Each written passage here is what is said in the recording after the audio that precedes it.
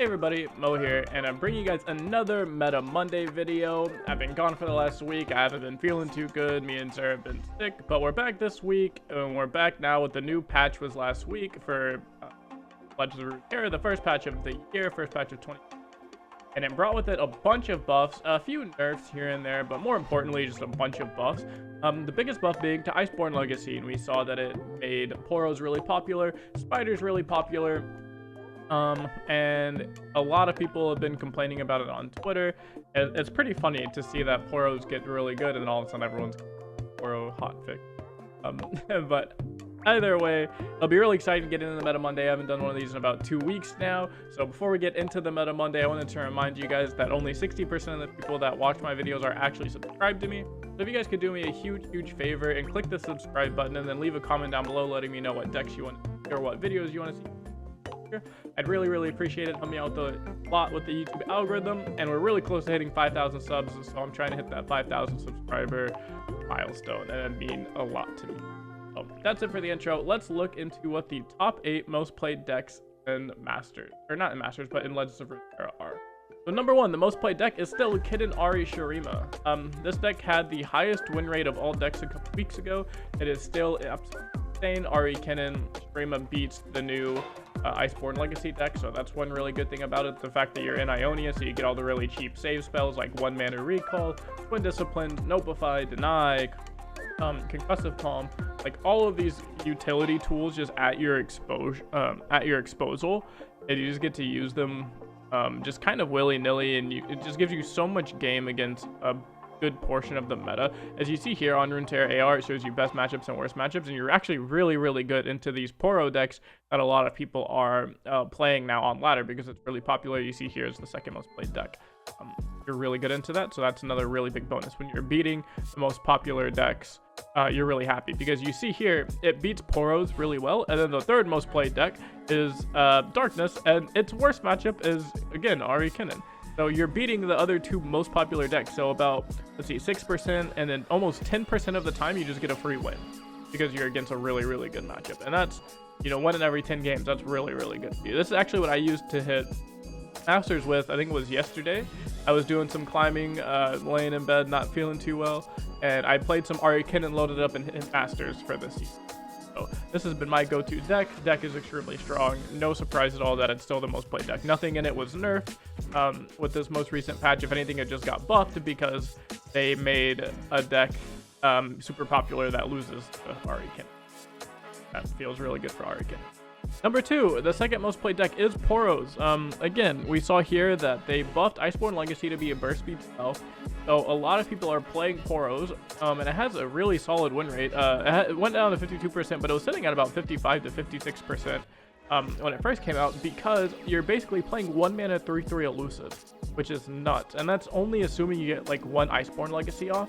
If you get off a iterative improvement or anything like that, or a Poro snack, I guess this version is not playing Poro snacks, but some are, then all of a sudden you're playing like 1 mana 4/4, 1 mana 5/5 elusive Poros, and you can never lose to a control deck again. You lose to Ahri Kennen just because they're a little bit too fast for you, and they do play elusive, so they can block your elusives and then trade with a couple of combat tricks. And the thing with the Poros is they don't have too many ways to refill their board, so it's kind of like once you do deal with the immediate threat of the 1 mana 3/3 Poros, they can't really do much to you. A lot of people call this a very high rolly deck because if you do get something like the Poro, like double Poro Kennen Iceborne Legacy, and then you have a full board of 3/3 or 4/4 elusive Poros, then sure, you're going to have a really good games. But the games where you don't have multiple elusive Poros, whether it's multiple Poro cannons or multiple of just the straight up daring Poro, then your deck is just not going to be nearly as strong as some of the other tier 1 decks. And then because of that, you're going to fall a lot of the times just to having, not the best. You see here that its worst matchup is again against Kennen Ahri. Very expected that Kennen Ahri is really solid. And then your best matchup is against, I guess, a Viego Kindred. And what this means is basically just any control deck. No control deck is going to be able to keep up with 1 mana 3/3 elusive, 1 mana 4/4 elusive Poros if you're playing versions with the Poro snack and stuff like that. So you should really be able to beat just any type of controller mid-range deck that can't deal with the loop. Number 3, the third most played deck here is going to be Darkness. So Darkness is really good against these aggro decks like Spiders, and that's why it's being super played right now. But you still fall really hard to decks like Kennen Ahri, because they do have the 2-mana Nopify, the 2-mana Twin Disciplines, the 1-mana Recall.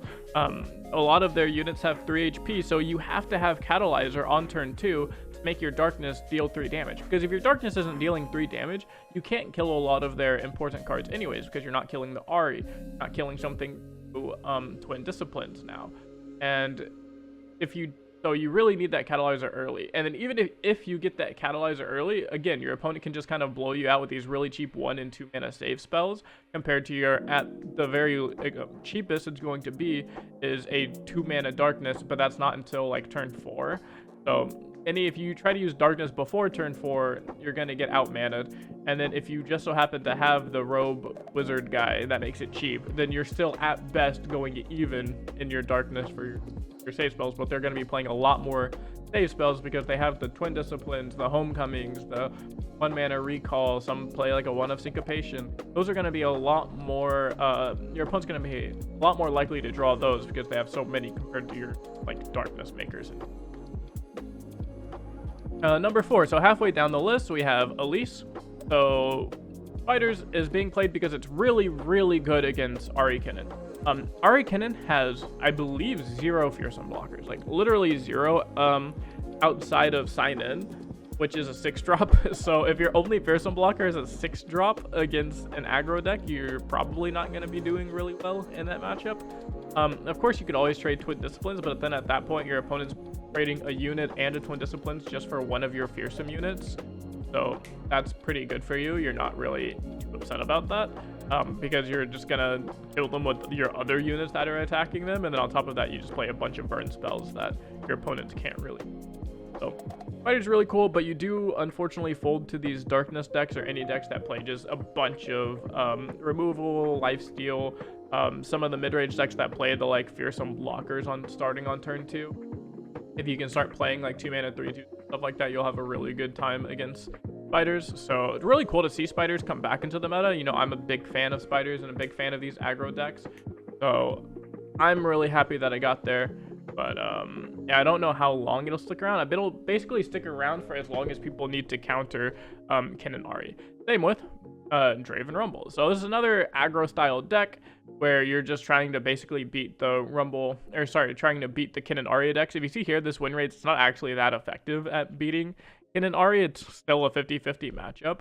It basically comes down to, do you have the nutty Rumble on 4 with Might or not? Because if you don't, then you kind of just get ran over. And if you do, and your opponent can still have things like the Homecoming, the Concussive Palm, stuff like that to stop your Rumble, then you're still not going to win either way. So it really comes down to how well the Kennen Ahri player can play against your Draven Rumble. If you're against a good Kennen Ahri player, it'll probably still be pretty close to 50-50, if not winning for the Kennen Ahri player. But if you're against maybe not the most skilled Kennen Ahri player, then Draven Rumble can easily just run away with the games by going like, okay, me spam down units, me hit you, me decimate you. And any type of greedy player will just lose. Any type of not skilled player that doesn't know how to play around all the cards will definitely lose. And your worst matchup here is still going to be against Darkness. Darkness can easily just go, okay, Vile Feast, pop the Spell Shield on Rumble, and then either mini-morph your Rumble to turn it into a 3/3 whenever you go all in, or have some sort of way to easily just kill off your big. So, the biggest way is, the problem with the Darkness matchup is when you're playing Rumble Draven, you need to go all in on these like big Might turns. Because any of your small to medium range units, they're just going to get picked off by Darknesses on your opponent's turn. So then when it's your turn, you have to go all in with Mights and stuff like that on your big attack. And then your opponent just sandbags a mini-morph and holds this the entire time, and you're just extremely dead. Alright, number 7, let's get these last 3 out of the way here. So we have Lurk. So Lurk, really good into Poros. You're just too fast. Every day the Poro players play like 1-mana 3/3s, but that doesn't start until about turn 4 is when they're playing 1 mana, maybe turn 3 at the earliest. Whereas Lurk is playing like 1 mana 3+ power unit starting on as early as turn 1. Like they could high roll and have a 1 mana 3/2 on turn 1, or a 1 mana 3/1 fearsome unit on turn 1. So Lurk can get more out of hand faster than the Poro decks can. So this has kind of just been another response to the meta, and I really love seeing the LoR community come together and say like, okay, this deck is a problem in the meta, so let's go ahead and find a way to counter it, and let's play these hard counters. And that's something to me that I think is amazing, that shows you how balanced things really are, is whenever you have all these different decks, these different styles of decks in the top 8, and they're all trying to accomplish the same thing, but you could do it in different ways. Like, oh, you want to beat Ahri Kennen? Yeah, it's not invulnerable. It has losses. Like, it loses to spiders. It can lose to Draven Rumble. It loses to like FTR. It loses to, or I guess this is probably another spider deck if I had to guess. Oh, with Iceborne. Yeah, this is a spider Iceborne. Like you lose to a lot of like multiple decks out here, and it's really cool to see how people kind of change their meta around to be able to beat whatever their flavor of the week is with whatever deck that they find. Like Poros was the flavor of the week with the new buff, and so people busted out the lurk and said no, none of that. I'll show you what 1 mana big units are by playing my 1 mana like 6/2. Of course, lurk still loses to Ahri Kennen, mostly because you're just killing them with elusive damage, and you can play concussive palms for their really big units in the late game. So early game you can trade if you want to, and then late game you just go, okay, concussive palm your big overwhelm scary unit, and now I get an entire another turn to kind of just, and it's not even close. Number 7, Kindred Viego. We did see Kindred get buffed. Kindred got buffed to be a 4-drop. Of course, she only got 3 HP, and it kind of sucks, but she got buffed, and this is a very good way to pair with Viego now, since Viego is wanting to kill a bunch of things and summon the Hydras. Well, Kindred is going to go with that, because now the biggest thing is that Kindred costs 4 mana. So you can easily curve Kindred into Viego without needing a Greenglade Lookout. Whereas previously, people were playing Thresh Viego, and the problem is now you have 2 5-cost champions fighting for that what do I play on turn 5, and then if you Greenglade Lookout, then it's perfectly fine most of the time. But if you don't Greenglade Lookout, then your hand's awkward. Or if you have a Hydravine, if your hand's like Hydravine Thresh Viego, now your Lookout's still awkward because it reduced the cost of the Hydravine, but you still have 2 champions fighting for that turn 5 spot. Now you don't have that anymore. You just have Kindred on 4, Viego on 5.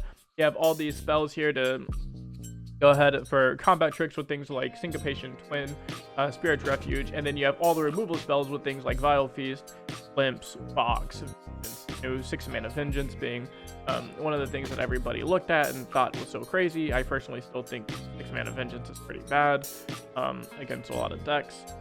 But yeah, that's one of the reasons why people are playing this Kindred Viego deck now. I don't think this deck is that good. It has a 53% win rate. Obviously it can't be that bad. It beats this spider deck with Trundle Elise, but it loses to Poros because Poros plays, again, 1 mana 3/3 fearsome units that can't really beat. The difference here in this Iceborne Legacy deck and this Iceborne Legacy deck is Poros plays elusives, and you can't do anything against the elusives.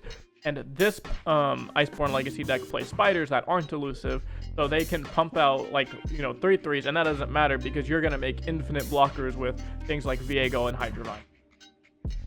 And then finally, rounding out the top 8 is going to be Pantheon. You're really, really good into Darkness because they just simply cannot kill your stuff outside of exactly Minimorph.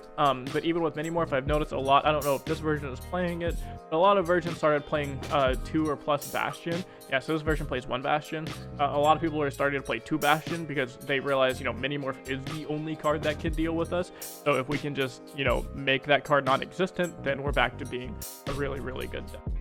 Of course, your worst matchup is going to be Kennen Ahri because you're playing a 1 deck, or most of the time like a 1 to 2 unit deck. Kennen Ahri has elusives anyway, so they're just going to go wide, kind of outrace you and out-tempo you. If you try and do anything crazy, they're just going to concussive palm you or homecoming you, and they actually have really, really good answers to your single unit based decks and your game plan. Even through a Bastion, it's usually not enough because the difference in Minimorph and things like Homecoming and Palm is Minimorph is a 6 mana spell that Darkness is usually only playing like 2 of, maybe 3. And Homecoming and Concussive Palm is at least a 5 of in Ahri Kennen. So you're already playing almost at least twice as many of these answers than you are Mini-Morph. And they're also cheaper, so you don't have to wait for 6 mana to be available. Sometimes you can even Homecoming preemptively. If your opponent, like, you don't even need to wait for your opponent to attack. It's just if your opponent plays something like the Zenith Blade and goes under 4 mana, or if they start making their unit big and go under that 4 mana for the Bastion, you can just proactively Homecoming it to your opponent's hand and just not care about anything and not give them the option to Bastion. And that's something that really makes this matchup a lot different than playing around them anymore. So there you go. There's your top 8 most played decks on ladder. So that kind of gives you an idea of what to play around, how things are looking. Basically, a lot of this is you play Kennen, Ahri, or Poros to basically win. Like, those are the good decks, right? Those are like the best decks in the game right now for ladder. And then, so you're basically playing a deck outside of that that beats either Kennen, Ahri, or Poros. If you look here, almost every one of these decks beat Kennen, Ahri, or the Poros, or they're kind of just not, you know, doing that hot. You see here, like, the most played decks, like, boom, this, well, okay, so this is a weird example because it beats the counter to the counter, but you see here, it's like, okay, this beats Kennen, Ahri, this beats Kennen, Ahri, this beats Poros, like, this beats the thing that beats Kennen, Ahri. So you're playing this, like, rock, paper, scissors game of you're either playing the best deck, you're beating the best deck, or you're beating the decks that are trying to beat the best deck. So it's really, really cool to see. I'm really happy that the Runeterra community came together and is really finding all of these counters to the different decks and doesn't just complain for nerfs and buffs like you see on Twitter all the time whenever they think something is too stronger. Whatever. I hope you guys enjoyed this Meta Monday. I'll be back again next week and with the Meta Monday, and I'll be posting videos more consistently again this week because while I don't feel perfect, like, I don't know if I'm gonna stream much because I don't want to have these lights, like, I don't have my lights on right now. I should be able to find time throughout the day to feel good enough to at least make a video for you guys once a day here. So we're gonna try and get that done. I hope you guys enjoyed it. Let me know in the comments again what videos or what decks you guys want to see. There's a bunch of new decks being played now. And that's it. I'll see you guys in the next video. Have a good day.